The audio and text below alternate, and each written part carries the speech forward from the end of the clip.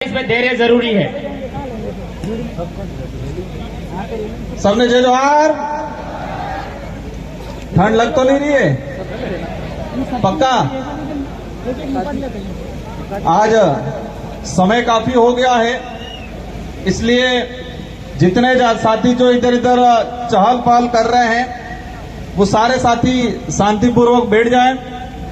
और मेरा वक्तव्य और इसके बाद शायद आयोजन कमेटी ने कोई तय कर रखा है, इसके बाद अपन शांतिपूर्वक तरीके से अपनी जो मांगे हैं जो संविधान में निहित हैं, और ये हमारे पुरखों ने लड़ झगड़ के अपना त्याग बलिदान दे के ये मांगे अंग्रेजों से और तत्कालीन जो संविधान निर्माता थे उनसे जो मनवा के संविधान में निहित की गई है, इन महापुरुषों को नमन करना चाहूंगा। आरक्षण महारैली हमारे आदिवासी इलाके के अंदर आजादी के बाद से लगा के आज तक आरक्षण को लेके हमेशा भ्रम पैदा किया गया, और भ्रम पैदा करने के बाद समय समय पे अलग अलग तरीके की अधिसूचना लाए ये लोग, और अधिसूचना ला के हमारे ही खिलाफ नीतियां बनाई, और हमारे ही खिलाफ नीतियां बना के हमसे तालियां बजाने का काम किया था आज तक इन लोगों ने। ये जो आज कारवा बैठा हुआ है, ये जितने जो गणवीर हैं, हमारे पूर्व वक्ताओं ने जो बात रखी, एक 2013 की अधिसूचना सबकी जबान पे है, सबके दिमाग में है। और जब 2013 की अधिसूचना जारी की अनुसूचित क्षेत्र के अंदर आरक्षण व्यवस्था को लेके, तो हमारे लोगों को बताया गया कि आपके फायदे के लिए है, आपके बच्चे इससे नौकरी लगेंगे, और हमारे पढ़े लिखे तो ठीक है, लेकिन बेचारे हमारे कभी स्कूल नहीं गए, वो माँ बाप खुश हो गए कि अच्छी अधिसूचना आई है, हमारे लड़के कांस्टेबल बनेंगे, हमारे लड़के आरएस बनेंगे, हमारे लड़के डॉक्टर बनेंगे। लेकिन 2013 की अधिसूचना ऐसी थी, 2013 से लगा के आज 2025 हो गया, और इतने सालों के अंदर मैंने हर भर्ती का डाटा निकाल रखा है, लेकिन समय अभाव की बात करें तो मैं एक या दो भर्तियों का उदाहरण बता पाऊंगा। अब इन लोगों ने कहा सबसे पहले हम पुलिस भर्ती को ही ले लें, क्योंकि पुलिस भर्ती को इसलिए लेते हैं कि हमारे इस समाज सर्टिफिकेट लगा के पुलिस कर्मचारी अधिकारी बनते हैं, और बनने के बाद अपने आप को 30 मार का समझते हैं, और हमारे गरीब भाइयों को अंदर जेल में डालने का काम करते हैं। सब नहीं करते हैं, कुछ लोग करते हैं। कुछ लोग उस सर्टिफिकेट का कर्ज भी उतारना जानते हैं। साथियों, पुलिस भर्ती की अगर बात करें, पिछले 2013 से लगा के 2013 की भर्ती अनुसूचित क्षेत्र के अंदर 939 पद आए, और हमें मिलने चाहिए थे जो अधिसूचना जो कह रही है 45%, 5%, 50%, उस आधार पे हमें मिलने चाहिए थे 423 पद, और मिले कितने? 414 पद। दूसरी ओर इस अधिसूचना में कहा गया कि 50% अनर आरक्षित, उसमें किसी भी वर्ग का पात्र अभ्यर्थी उसमें जा सकता है। लेकिन हुआ क्या? 2013 की भर्ती के अंदर 50% के हिसाब से जो अनारक्षित पद 470 पद आए अनुसूचित क्षेत्र में, और 470 में से हमारे एसटी के बच्चे जा पाए 8 बच्चे।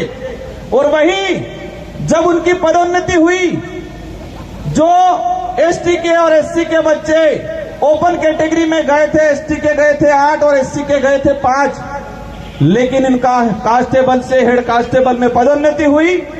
तो जब पदोन्नति हुई तो उनकी पदोन्नति उस सामान्य कोटे से ना होकर एसटी कोटे के अंदर ही की गई।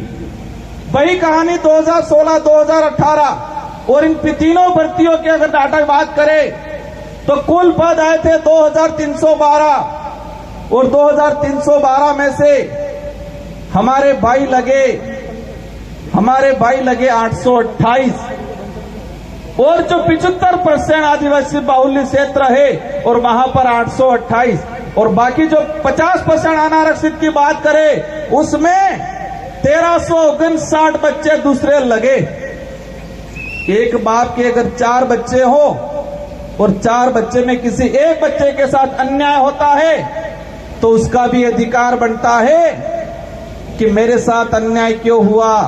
यहां तो शेड्यूल एरिया है, 5वीं अनुसूचित संवैधानिक प्रावधान है 244(1) के तहत, उसमें यहां पर विशेष अधिकार हमको दिया गया है और उल्टा हमारे ही साथ अन्याय किया गया।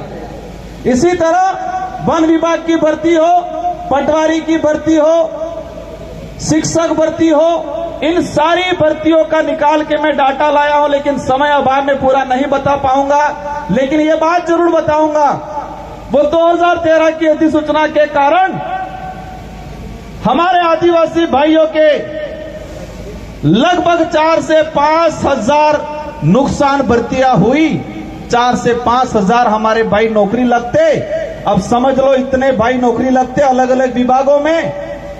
एक परिवार से एक आदमी नौकरी लगता है तो उसकी पूरी पीढ़ियां सुधर जाती है, पूरी पीढ़ियां सुधरती है। इतना बड़ा नुकसान हुआ और हमारे लोगों से तालियां बजा दी कि 2013 की अधिसूचना बाहर वालों को बंद कर दिया, आपको दिलाएंगे। इसलिए मैंने कहा था कि 2013 की अधिसूचना आदिवासी इलाके के लिए काला कानून है और ये काला कानून साबित हुआ। उसी वजह से हमारे 4 से 5 हजार परिवार आज भी जो कंपटीशन की एग्जाम की तैयारी कर रहे हैं, अभी आरक्षण की बात कर रहे हैं, करनी चाहिए, हम भी कहते हैं आप करो।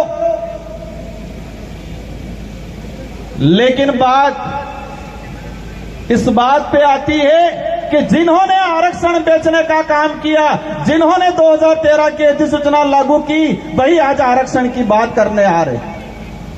आप सत्ता में चले गए, कहने लगे कि मैं विरोध में जाके काम नहीं कर सकता हूं तो मुझे जाना पड़ेगा।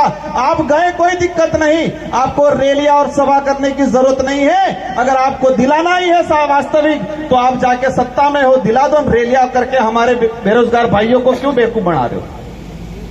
वर्गीकरण की बात आए,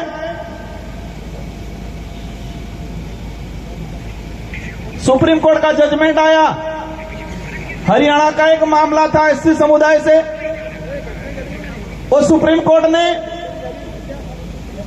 एसटी एससी दोनों के लिए थोप दिया गया कि वर्गीकरण करेंगे। और हमारे भोले भाले भाइयों को फिर गुमराह करना शुरू कर दिया, कह दिया कि मीणा को अब नहीं मिलेगा, अब भीलों को मिलेगा। उधर इलाके में कह रहे अब तुमको नहीं मिलेगा, अब सहारिया को मिलेगा। फिर कह रहे इनको नहीं मिलेगा, अब घराशियों को मिलेगा।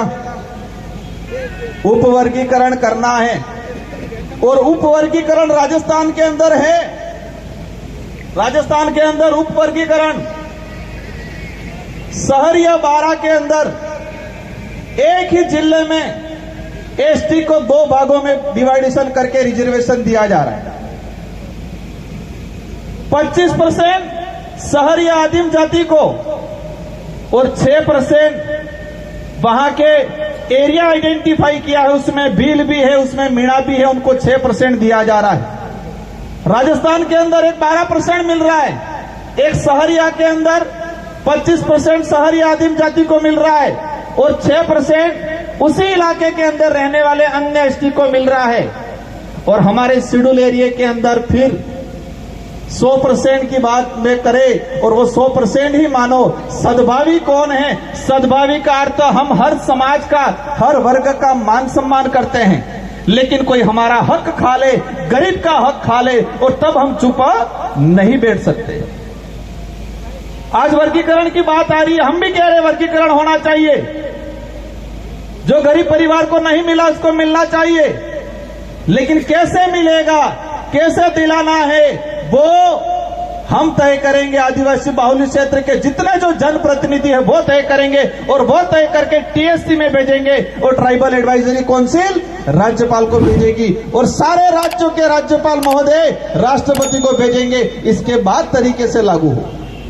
अगर वर्गीकरण करना है, रेगिस्तान इलाके के भाई बात कर रहे, डिटेल्स दे दो क्षेत्रीय आधार पे, अनुसूचित क्षेत्र में क्षेत्रीय आधार पे दे दो।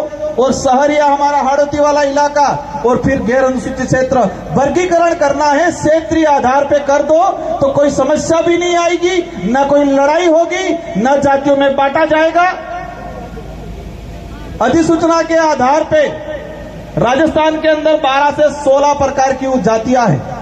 कितने भाग बांटोगे आप? ये लड़ाई करने का तरीका है। और जब इतना 12 भागों में आरक्षण बढ़ जाएगा, फिर रोस्टर का क्या होगा? क्या होगा रोस्टर प्रणाली का? अब हमारे जो गरीब भाई आए उनको बेचारों को पता नहीं है रोस्टर क्या होगा। एक में भी रोस्टर के आधार पे या वास्तविक जो रोस्टर प्रणाली है उसके आधार पे लागू नहीं होगा और हमारे लिए एक भी सीट नहीं आएगी। आरएस भर्ती 2013, 14, 16, 13, 16, 18 समय काफी हो गया, रैली में चलना है। मेरा लास्ट आपसे एक निवेदन है कि रिजर्वेशन हमारा जन्म सिद्ध अधिकार है, उसके लिए हमको लड़ना है, सबको मिलजुल के लड़ना है। लेकिन कुछ लोग सिर्फ राजनीति करना चाहते हैं आरक्षण के नाम पे, ऐसे लोगों से सावधान रहने की सख्त जरूरत है। और आने वाले समय में ये तो शुरुआत है, एक सांकेतिक है, और आने वाले समय में डूंगरपुर, बांसवाड़ा, प्रतापगढ़, उदयपुर सारे जिलों को मिला के एक बड़ा सम्मेलन किया जाएगा। लड़ेंगे जिस तरह से